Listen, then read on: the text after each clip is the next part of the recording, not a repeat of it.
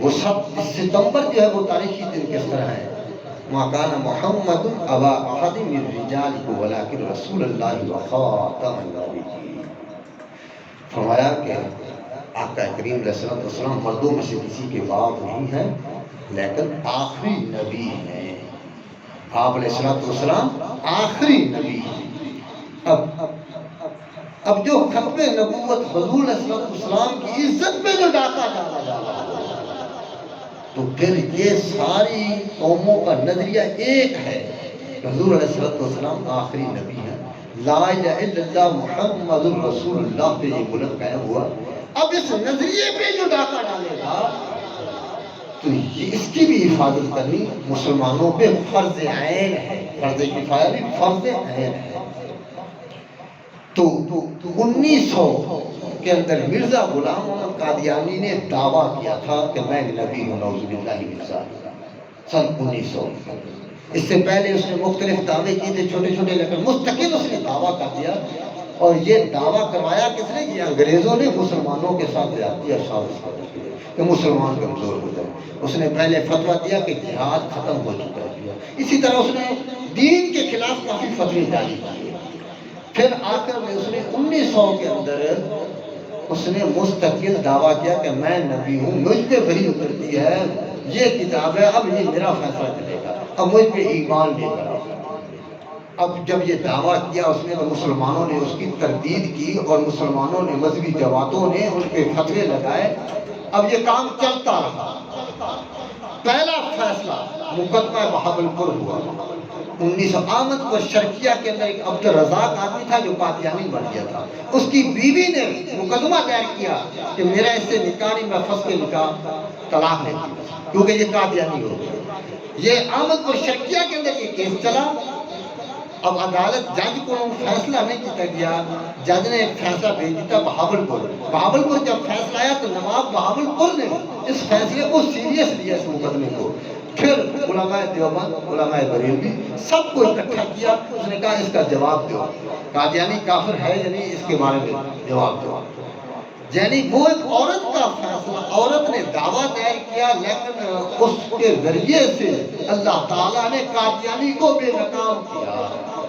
اس میں پیر میر علی شاہ گولوی رحمۃ اللہ علیہ گولڈا شریف سے تشریف لائے۔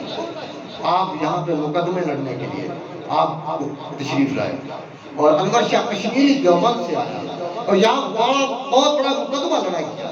اور پھر جج تھا وہاں پہ اکبر خان، اس نے فیصلہ لکھا کہ قادیانی کافر ہے۔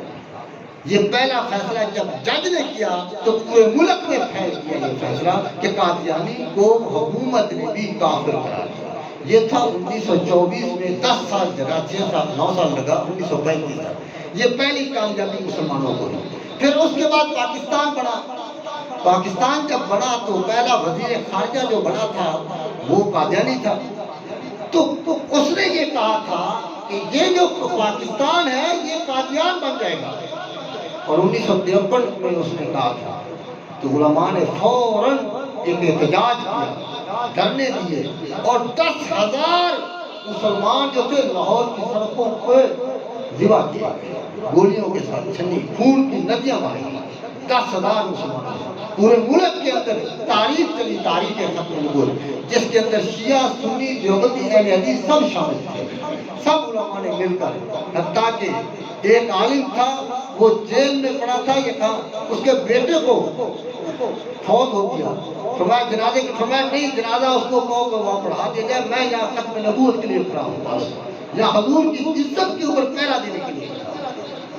یہ 1953 کے اندر، لیکن یہ تاریخ کو بھی اس وقت کے وزیر اعظم نے اور وزیر خارجہ نے، انہوں نے مل کر اس تاریخ کو دبا دیا، اور بہت زیادہ انہوں نے اتنا دبایا کہ دوبارہ جلدی نہ ہو سکے۔ لیکن یہ دبنے والی کہاں تھی تاریخ؟ پھر کیا ہوا؟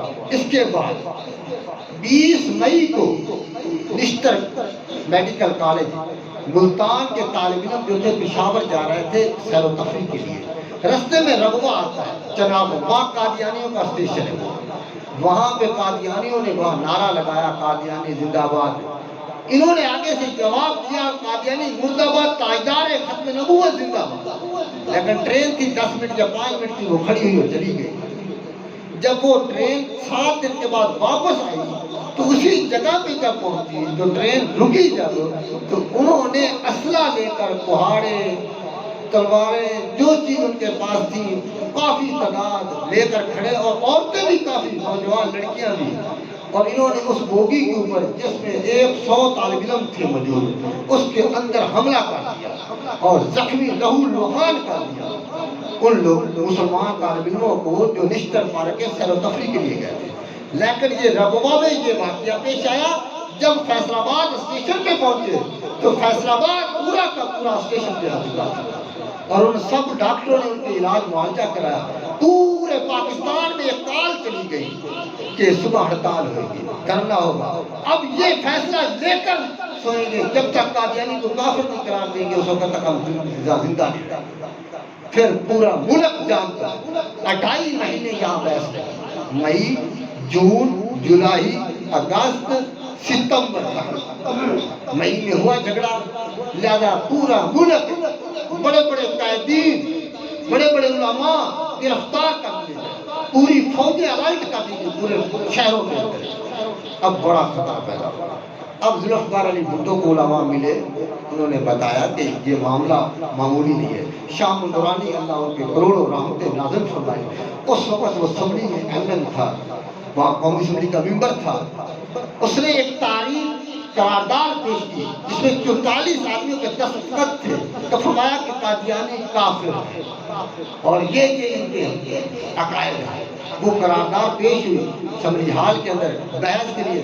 شام النورانی کو کہا گیا کہ اگر ہم مرزا ناصر جو کہ مرزا قادیانی کا پوتا ہے، جو کہ ان کا سجادہ نشین گدی نشین بنا ہوا ہے، اس کو بھی اسمبلی ہال میں بلا لیا جائے تاکہ وہ اپنے جواب دے سکے۔ حضرت شام النورانی نے فرمایا ضرور بلائیں، ہم ان کو جواب دیں گے، ہم ان سے سوال کریں گے، اگر وہ مطمئن کر سکے تو ٹھیک ہے، آئے نہ آئے۔ پہلا سوال ان سے کیا گیا کہ تیرا جو باپ ہے جس کو تم نبی مانتے ہو قادیانی، اس میں وحی اترتی ہے؟ اس نے کہا جی اترتی ہے۔ فرمایا اس وحی کے اندر کوئی دھوکہ، کوئی جھوٹ، کوئی غلطی ہو سکتی ہے؟ اس نے کہا نہیں ہو سکتی۔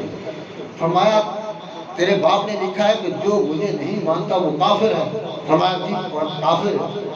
اسمبلی ہال ساری سن رہی تھی اور اسمبلی ہال کو خصوصی میٹنگ رکھی گئی تھی اور خفیہ رکھی گئی تھی۔ فرمایا کہ سارے جتنے جو بھی تیرے باپ کو قادیانی کو نہیں مانتے تو وہ کافر ہے، کافر ہے۔ پھر اس نے سوچا کہ یہ تو میں سب کو کافر کہہ رہا ہوں۔ فرمایا اسی طرح جیسے امام بخاری نے کہا کفر بین کفر، فرمایا چھوٹا کفر۔ فرمایا نہیں، پھر آگے اس نے لکھا ہے کہ وہ پکا کافر ہے۔ پھر بھی قادیانی مرزا ناصر خاموش ہو گیا۔ فرمایا آگے پھر اس نے لکھا ہے وہ دائرہ اسلام سے بھی خارج ہے۔ تیرے باپ نے یہ بھی لکھا ہے، اس کا کیا جواب ہے؟ کیا مطلب کہ جو تجھے نہیں مانتا تیرے باپ کو قادیانی کو تو وہ دائرہ اسلام سے خارج ہے؟ پھر اس نے پھر کہا گیا، حضرت شاہ الدورانی صاحب نے پھر سوال کیا، علماء نے پھر اس سے سوال کیا۔ فرمایا یہ بتا کہ تیرے باپ نے یہ لکھا ہے کہ جو تجھ پہ ایمان نہیں لاتا وہ کجریوں کا بیٹا ہے، وہ بدکار عورتوں کا اولاد ہے۔ یہ جو 1 ارب مسلمان ہے وہ جو تجھے نہیں مانتے وہ سارے کے سارے بدکار اور دانی عورتوں کے بھی اولاد ہیں۔ اس وقت ذوالفقار بھٹو کی آنکھیں کھل گئی، پوری اسمبلی کی آنکھیں کھل گئی، پوری اسمبلی گونج پڑی کہ قادیانی کافر۔ پوری اسمبلی نے فیصلہ کیا، 1 ووٹ بھی قادیانی کے حق میں نہ آیا۔ پھر اس وقت لیکن جب تک فیصلہ نہیں ہوا تھا اس وقت تک پورا ملک جام ہو چکا تھا، کوئی پتہ نہیں تھا کہ فیصلہ مخالف آتا ہے یا موافق آتا ہے، قادیانیوں کے حق میں آتا ہے یا قادیانیوں کے مخالف آتا ہے۔ کہتے ہیں کہ اسمبلی ہال کے باہر بھی فوجیں، بڑے بڑے شہروں میں بھی فوجیں، اور بڑے بڑے جتنے تھے بڑے بڑے جو ختم نبوت کے لیے اٹھا رہے تھے لوگوں کو، قائدین جو تھے وہ بھی گرفتار تھے سارے کے سارے۔ الحمدللہ اللہ کے فضل و کرم سے پہلے ذوالفقار علی بھٹو شہید رحمت اللہ علیہ، اللہ اس کی قبر پہ کروڑ رحمت نازل فرمائے، جس نے اپنے پھانسی کے وقت اس نے کہا تھا یہ جملہ، اس نے کہا مجھے میں بتاؤں کہ مجھ پہ کون خوش ہوگا؟ سب سے پہلے قادیانی خوش ہوگا، اور مجھے یہ پھانسی کیوں دی جا رہی ہے؟ یہ صرف قادیانیوں کو میں نے کافر بھی کہا ہے۔ اور پھر ذوالفقار علی بھٹو نے یہ بھی کہا تھا، بتایا تھا اپنی کتاب کے اندر کہ مجھے امریکہ، برطانیہ، بڑے بڑے ملکوں نے زور لگایا ہے کہ یہ قادیانیوں کے معاملے میں تم نے سیریس نہیں لینا، اس کو ختم کرنا ہے، اس کو کبھی اس معاملے کو مولویوں کے آنکھیں نہیں لگے.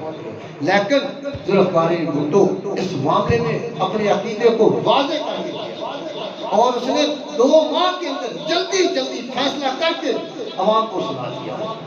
اور جب عوام کو فیصلہ سنایا، کہتے ہیں شاہ نورانی اس کی تعریف بیان کرتے ہیں کہ جو اپوزیشن ہوتی ہے اور جو حکومت ہوتی ہے وہ اکثر لڑتی رہتی ہے، لیکن جو ہی یہ فیصلہ ہوا اور آدھا گھنٹہ تقریر کی وزیر اعظم ذوالفقار علی بھٹو مرحوم نے، اور پھر جب فیصلہ سنایا تو اس وقت دوڑ کر ایک دوسرے کو جفی پڑی اور ایک دوسرے کو مبارکیں دی. 4:35 میں 7 ستمبر 1974 4:35 تک یہ فیصلہ سنایا گیا اور پورے ملک میں 8:30 بجے ریڈیو پاکستان نے اطلاع دی اور پورے ملک کو ایک سکون مل گیا کہ حضور کی عزت ہر چیز سے اوپر ہے.